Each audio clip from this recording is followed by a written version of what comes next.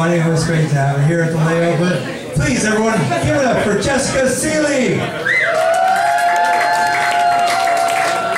Thanks so much. Oh my gosh, okay, is anybody having just the weirdest time living?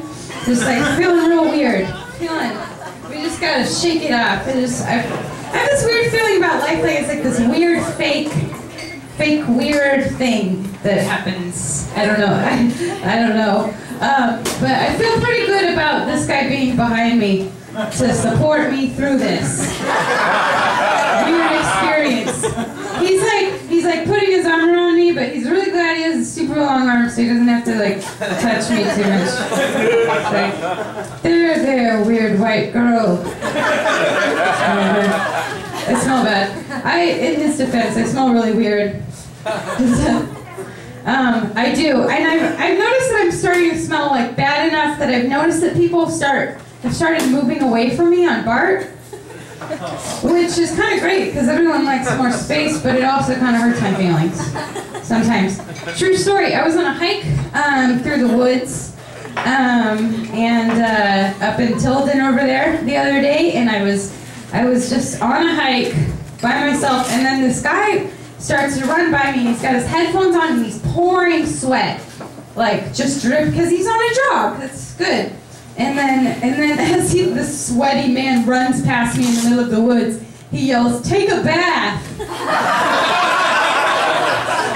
And then for some reason, out of nowhere, I just yelled like, "Only if you join me!" And then I remembered that I'm like a girl alone in the woods. I saw him stop, and then I ran away. Good. And then I have this weird haircut, which is another reason why the guy behind me is a little weirded out. But this haircut, it's like the worst haircut ever. You should know that I'm like going through a breakup, and then I just like watched a Rihanna video, and then I was just like, I also, when I get nervous, I start touching my chin hairs, so don't worry about that. Was that a or a oh? Nice. Yeah, so it's also like to have the asymmetrical haircut as a gay person. I'm gay, duh. My nose is running. So to have the same haircut as a gay person is very like, I'm like someone, I don't know what I am, but like a lot of women when they meet people, like they either kind of like more masculine presenting, more feminine presenting people. And I like to have this haircut because I can really go either way.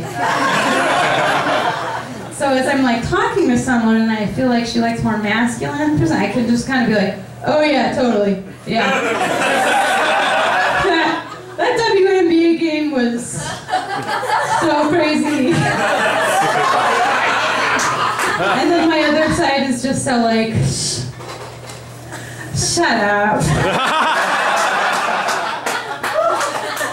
I don't even know anything about basketball. I don't. So, yeah, haircut. Weird haircut, smell bad. That's like also like part of being like a queer punk living in West Oakland, right? Or like a white person living in West Oakland, right? Let's be honest. I try to make it sound better than it is, but it's bad. I'm definitely, yeah. I think there's like a thing where it's like, if you're gentrifying a neighborhood and you're a white person, you have to do everything you can to take away from what you're doing. You gotta look so weird and smell so bad. Like, for example, I'm going to talk shit about somebody. I know this, who's not me, because let's take the focus off me. But I know this kind of like punk guy, and he wrote this zine, and he comes from a very privileged class background, by the way. And so he wrote this zine, and it had like pictures of condos, and then it said like class wars on it. And I was kind of like, yeah, right, dude. Yeah, right. Just because you smell bad doesn't mean you're gentrifying any less than the yuppie commuters. Like, you're just gentrifying and putrefying at the same time. That was a miss. That's okay. That was a bad joke. Nobody knows what a zine is. It's a bad joke. Yeah, so, and also, I just like to point out, I know that like a lot of white people will like try to talk about race in a way that kind of separates themselves from the problem, or like their history of privilege and, you know, horrible other things. And I just want you guys to know that I don't do that, because I'm not like that. You guys are really fun. I'm having a great time. Also, okay, I just have to keep talking about this horrible person I am. But I was in my neighborhood and a girl actually started rapping to me. And she was rapping like so that I would get out of her neighborhood, like those were the lyrics. But like, I'm such a stupid white liberal that in my head I just like went into NPR mode, where I just was just like, wow, this is really interesting. Just like in my head I was like, you're listening to NPR.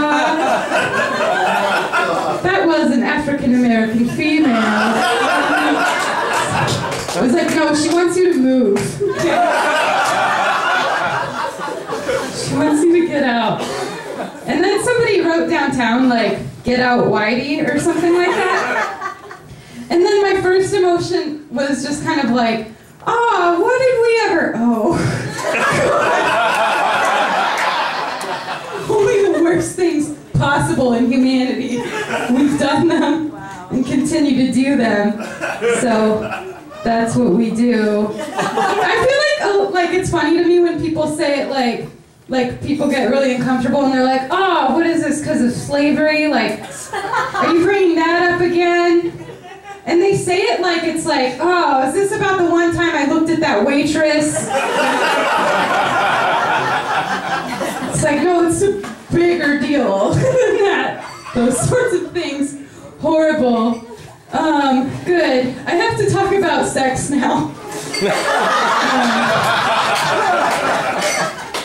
Not having any. That's fine. But I did go on an OkCupid date recently.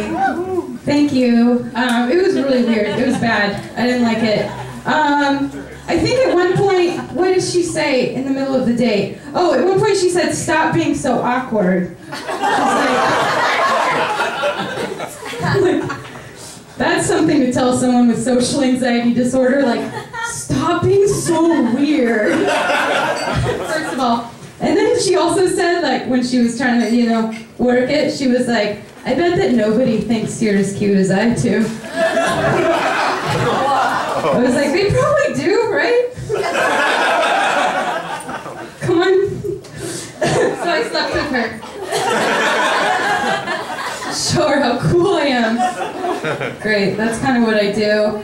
I have a straight roommate also, and she likes to ask me for sex advice, like I'm like her own personal Dan Savage or something. I'll take it. But she was kind of talking about her boyfriend, and she was like, so my boyfriend, he has kind of a small penis, and he sort of comes too fast.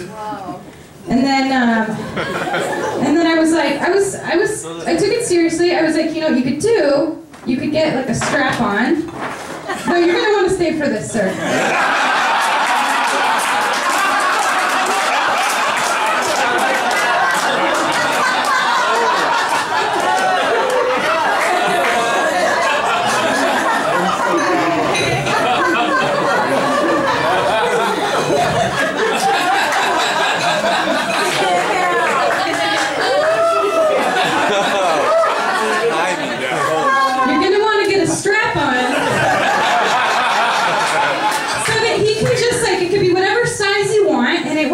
Fast, because it won't even do that unless you get like really ripped off somewhere. And then he can just really focus on just fucking you, right? And then she interrupted me and she was like, that's what I don't get about lesbians. If you're gonna use a strap-on, why not just sleep with men? And then I was like, I feel like the answer to that question is in your first question.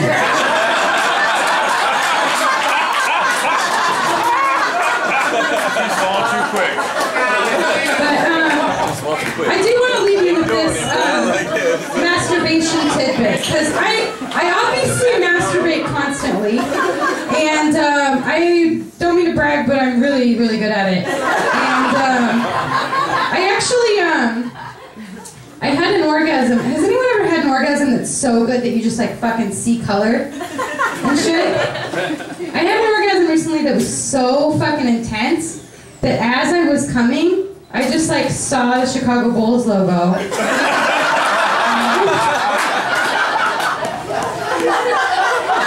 And then I was like, I obviously have to smoke some pot and watch Space Jam.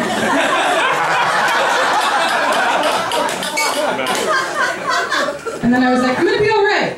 I'm gonna be all right. Let's bring Mike back up. Thanks, guys. Jessica Sele. Jessica.